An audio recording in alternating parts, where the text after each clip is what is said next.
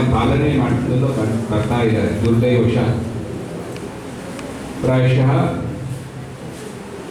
ಜನರ ಸೇವೆಗಾಗಿ ಸರ್ಕಾರ, ಜನರಿಗಾಗಿ ಸರ್ಕಾರ, ಸರ್ಕಾರಕ್ಕಾಗಿ ಜನರಲ್ಲ. ಆ ದೃಷ್ಟಿಯಿಂದ ಜನರ ಸಮಸ್ಯೆಗಳನ್ನು ಕೇಳಲಿಕ್ಕೆ ನಾವು ನೇರವಾಗಿ ಅವರ ಮನೆ ಬಾಗಿಲಿಗೆ ಹೋಗುವಂಥ ಸಂದರ್ಭ ಒದಗಿ ಬಂದಾಗ ಜನರು ಭಾಳ ಧೈರ್ಯದಿಂದ ಬಂದು ತಮ್ಮ ಸಮಸ್ಯೆಯನ್ನು ಹೇಳ್ತಾರೆ. ಅದೇ ನಿಮಗೆ ತಹಶೀಲ್ದಾರ್ ಕಚೇರಿಗೆ ಹೋಗಬೇಕಾದ್ರೆ, ಅಥವಾ ಮಂತ್ರಿ ಕಚೇರಿಗೆ ಹೋಗಬೇಕಾದ್ರೆ, ಅಥವಾ ಪೌರಾಯುಕ್ತರ ಕಚೇರಿಗೆ ಹೋಗಬೇಕಾದ್ರೆ, ಅಥವಾ ಪೊಲೀಸ್ ಸ್ಟೇಷನ್ಗೆ ಹೋಗಬೇಕಾದ್ರೆ ನೀವು ಒಂದು ರೀತಿ ಭಯ, ಅಧಿಕಾರಿಗಳು ಏನು ಮಾಡ್ತಾರೋ, ಮಂತ್ರಿಗಳು ಏನು ಮಾಡ್ತಾರೋ ಎಂತಕ್ಕಂಥ ಒಂದು ಭಯ ಇದ್ದು ಸತ್ತೋಗ್ಯತೆ ನಮ್ಮ ಸಮಸ್ಯೆ ಪರಿಹಾರ ಆಗೋದೇ ಬೇಡ ಅಂತ ಅದನ್ನು ಹಾಗೆ ಬಾಕಿ ಇಟ್ಕೊಳ್ಳುವಂಥ ಒಂದು ಮನೋಭಾವ ಜನರಲ್ಲಿ ಬರುತ್ತೆ. ಆ ದೃಷ್ಟಿಯಿಂದ ಇಲ್ಲ, ನೀವು ನಮ್ಮಲ್ಲಿಗೆ ಬರೋ ಅಗತ್ಯ ಇಲ್ಲ, ನಾವೇ ನಿಮ್ಮಲ್ಲಿಗೆ ಬರ್ತೇವೆ ಅಂತಕ್ಕಂಥ ಒಂದು ದೃಷ್ಟಿಯಿಂದ ಇಂತಹ ಜನಸಂಪರ್ಕ ಸಭೆಯನ್ನು ಇಡೀ ರಾಜ್ಯದಲ್ಲಿ ಮೊಟ್ಟ ಮೊದಲ ಬಾರಿಗೆ ಉಡುಪಿ ವಿಧಾನಸಭಾ ಕ್ಷೇತ್ರದಲ್ಲಿ ನಾವು ಅನುಷ್ಠಾನ ಮಾಡ್ತಿದ್ದೇವೆ ಅಂತಕ್ಕಂಥ ಮಾತನ್ನು ಹೇಳಲಿಕ್ಕೆ ನನಗೆ ಬಹಳ ಸಂತೋಷ ಆಗುತ್ತೆ. ಕಾರಣ, ನಾವು ಸುಮಾರು 40,000 ಮತಗಳ ಅಂತರದಿಂದ ನಾನು ಗೆಲ್ಲಿಸಿದ್ದೀವಿ.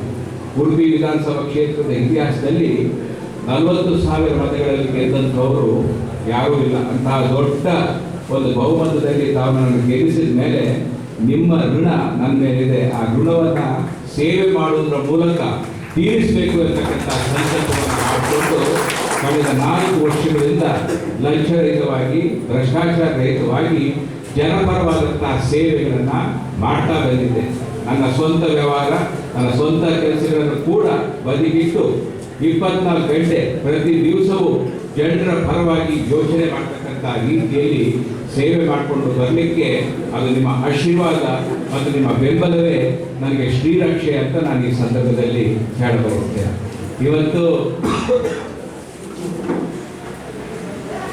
ಪ್ರತಿಯೊಂದು ಗ್ರಾಮದಲ್ಲಿ ಮತ್ತು ವಾರ್ಡ್ ಮಟ್ಟದಲ್ಲಿ ನಾವು ಜನಸಂಪರ್ಕ ಸಭೆಯನ್ನು ಮಾಡ್ತಿದ್ದೇವೆ. ಇದು 35ನೇ ಒಂದು ಜನಸಂಪರ್ಕ ಸಭೆ. ಒಟ್ಟು 65 ಕಡೆಗಳಲ್ಲಿ ಜನಸಂಪರ್ಕ ಸಭೆಗಳು ನಡೀತದೆ. ಹಿಂದೆ ಕೂಡ ನನ್ನ ತಾಯಿ ಮಂತ್ರಿ ಆಗಿದ್ದಾಗ ಜನಸಂಪರ್ಕ ಸಭೆ ನಡೀತಾ ಇತ್ತು. ಆದರೆ ಆವಾಗ ಪ್ರತಿಯೊಂದು ಮನೆಗೆ ನೋಟಿಸ್ ಕೊಡೋ ಕೆಲಸ ಆಗ್ತಿರ್ಲಿಲ್ಲ. ಹಾಗಾಗಿ ಮಂತ್ರಿಗಳು, ಅಧಿಕಾರಿಗಳು ಬಂದದ್ದು ಇಡೀ ಊರಿಗೆ ಗೊತ್ತಾಗ್ತಿರ್ಲಿಲ್ಲ. ಕೆಲವರಿಗೆ ಮಾತ್ರ ಗೊತ್ತಾಗ್ತಿತ್ತು, ಕೆಲವರು ಮಾತ್ರ ಬರ್ತಿದ್ರು, ಮತ್ತು ಕೆಲವರಿಗೆ ಗೊತ್ತಾಗದೆ ಜನಸಂಪರ್ಕ ಸಭೆ ಆದ ಮೇಲೆ ಅವರಿಗೆ ಗೊತ್ತಾಗುವಂಥ ಒಂದು ಪರಿಸ್ಥಿತಿ ಇತ್ತು. ಆದರೆ ನಾನು ಈ ಬಾರಿ ನಮ್ಮ ನಗರಸಭೆಯ ಸಿಬ್ಬಂದಿಯವರು ಅಲ್ಲ, ಇವರು ಹೋಗ್ತಾರ, ನಮ್ಮ ರೆವಿನ್ಯೂ ಡಿಪಾರ್ಟ್ಮೆಂಟ್ ಅವರು ಹೋಗ್ತಾರ, ನಮ್ಮ ನಗರಸಭಾ ಸಿಬ್ಬಂದಿಗಳು ಪ್ರತಿಯೊಂದು ಮನೆಗೆ ಹೋಗಿ ಈ ನೋಟಿಸನ್ನು ಕೊಡ್ತಕ್ಕಂಥ ಕೆಲಸವನ್ನು ಎಲ್ಲ ಕಡೆ 20ನೇ ಜನಸಂಪರ್ಕ ಸಭೆ, ಉಡುಪಿ ನಗರಸಭೆ ಒಳಗೆ 35ರಲ್ಲಿ 20ನೇ ಜನಸಂಪರ್ಕ ಸಭೆ ಪ್ರತಿಯೊಬ್ಬರ ಮನೆಗೆ ಭೇಟಿ ಕೊಟ್ಟು ನಮ್ಮ ನಗರಾಭಿವೃದ್ಧಿ, ನಮ್ಮ ನಗರಸಭೆ ಎಲ್ಲ ಸಿಬ್ಬಂದಿಯವರು ಇದಕ್ಕೆ ಸಹಕಾರ ಕೊಟ್ಟಿದ್ದಾರೆ. ನಿಮ್ಮೆಲ್ಲರ ಪರವಾಗಿ ನಾನು ಅವರಿಗೆ ಪೂರ್ವಕವಾದ ಕೃತಜ್ಞತೆಯನ್ನು ಮತ್ತು ಅಭಿನಂದನೆಗಳನ್ನು ಸಲ್ಲಿಸ್ತಾ ಇದ್ದೇನೆ. ಪ್ರತಿಯೊಂದು ಜನಸಂಪರ್ಕ ಸಭೆಗೆ ನಮ್ಮ ಅಧಿಕಾರಿ ವರ್ಗದವರು ಬರ್ತಾ ಇದ್ದಾರೆ. ಪ್ರತಿಯೊಂದು, ಕೆಲವೊಮ್ಮೆ ಅವರಿಗೆ ಅನಿವಾರ್ಯ ಕಾರ್ಯದಿಂದ ಬರಲಿಕ್ಕೆ ಆಗದಿದ್ದರೂ ಕೂಡ ನಾನು ಯಾರನ್ನೂ ಕೂಡ ವಿನಾಯಿತಿಯನ್ನು ಕೊಡದೆ ನೀವೆಲ್ಲ ಕಡ್ಡಾಯವಾಗಿ ಬರಬೇಕು. ಯಾಕಂದರೆ ನಿಮ್ಗೆ ಸಂಬಳ ಇರೋದೇ ಜನರ ಸೇವೆ ಮಾಡಲಿಕ್ಕೆ, ನೀವು ಸಂಬಳ ಇರೋದೇ ಜನರ ಸೇವೆ ಮಾಡಲಿಕ್ಕೆ. ಜನರ ಮನೆ ಬಾಗಿಲಿಗೆ ಹೋಗಿ ಅವರ ಸೇವೆ ಮಾಡ್ತಕ್ಕಂಥ ಅವಕಾಶ ನಿಮಗೇನು ಅಧಿಕಾರಿಗಳಿಗೆ ಸಿಕ್ಕಿದೆ, ಇದು ನಿಮ್ಮ ಸೌಭಾಗ್ಯ ಅಂತ ನೀವು ಭಾವಿಸ್ಕೊಂಡು ಬರಬೇಕು ಅಂತಕ್ಕಂಥ ದೃಷ್ಟಿಯಿಂದ ನಾವು ವಿನಂತಿ ಮಾಡಿದಾಗ ಎಲ್ಲರೂ ಕೂಡ ಅತ್ಯಂತ ಒಂದು ಉತ್ಸಾಹದಿಂದ ನಮ್ಮ 35 ಸಭೆಯಲ್ಲಿ ಎಲ್ಲೂ ಕೂಡ ನನಗೆ ಅವರ ಮುಖದಲ್ಲಿ ಬೇಸರವನ್ನು ಕಂಡದ್ದು ಅಲ್ವಾ ಬಿಟ್ರೆ, ಬೇಸರ ಕಂಡದ್ದು ಮುಖದಲ್ಲಿ ನನಗೆ ಕಾಣ್ತಾನೆ ಇಲ್ಲ. ಹೇಳ್ರಿ, ಬೇಸರ ಇದೆ ನಿಮಗೆ?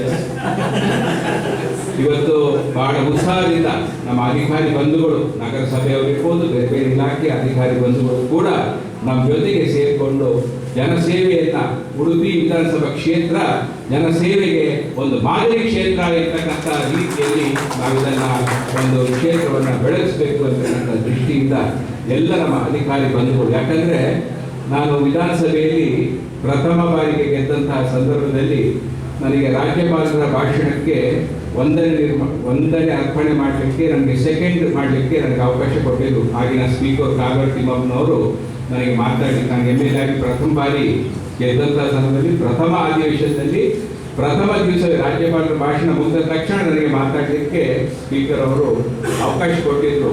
ಆವಾಗ ನಾನು ಅಧಿಕಾರಿಗಳು ಮತ್ತು ಜನಪ್ರತಿನಿಧಿಗಳು ಹೇಗಿರಬೇಕು ಅಂದರೆ ಗಂಡ ಹೆಂಡಿರ ಥರ ಇರಬೇಕು ಇರ್ತಕ್ಕಂಥ ಮಾತನ್ನು ಹೇಳಿದ್ದೆ. ಗಂಡ ಮತ್ತು ಹೆಂಡತಿ ಮದುವೆ ಆದಮೇಲೆ ಹೊಂದಾಣಿಕೆಯಿಂದ ಹೋಗ್ಬೇಕು. ಜಗಳ ನಡೀತದೆ, ಜಗಳ ಆಗುತ್ತೆ, ಆದರೆ ಆ ಹೊಂದಾಣಿಕೆಯಿಂದ ಹೋಗಬೇಕಾಗ್ತದೆ.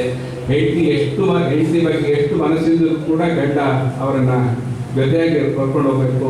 ಹೆಂಡತಿಗೆ ಗಂಡನ ಮೇಲೆ ಎಷ್ಟು ಮನಸ್ಸಿದ್ರೂ ಕೂಡ ಗಂಡನ ಜೊತೆಯಾಗಿ ಕರ್ಕೊಂಡು ಹೋಗ್ಬೇಕು ಅಂತಕ್ಕಂಥ ರೀತಿಯಲ್ಲಿ ಹೆಂಡತಿ ಗಂಡ ಹೇಗಿರ್ತಾರೋ ಅದೇ ರೀತಿ ಅಧಿಕಾರಿಗಳು ಮತ್ತು ಜನಪ್ರತಿನಿಧಿಗಳು ಒಂದು ಕುಟುಂಬವನ್ನು ಅಲ್ಲಿ ಹೇಗೆ ನಡೆಸ್ತೇವೋ ಅದೇ ರೀತಿ ನಮ್ಮ ಜಿಲ್ಲೆ ಇರ್ಬೋದು, ತಾಲೂಕು ಇರ್ಬೋದು, ರಾಜ್ಯವನ್ನು ಕೂಡ ನಡೆಸ್ಕೊಂಡು ಹೋಗ್ಬೇಕು ಅಂತಕ್ಕಂಥ ಮಾತನ್ನು ನಾನು ವಿಧಾನಸಭೆಯಲ್ಲಿ ಹೇಳಿದ್ದೆ. ಯಾಕಂದರೆ ವಿಧಾನಸಭೆಯಲ್ಲಿ ಶಾಸಕರು ಮಾತಾಡುವಾಗ ಅಧಿಕಾರಿಗಳ ಮೇಲೆ ಮುಗಿಬಿದ್ದೆ ನಿಮ್ಮನ್ನೆಲ್ಲ ಟೀಕೆ ಮಾಡಿ ಮಾತಾಡೋದು.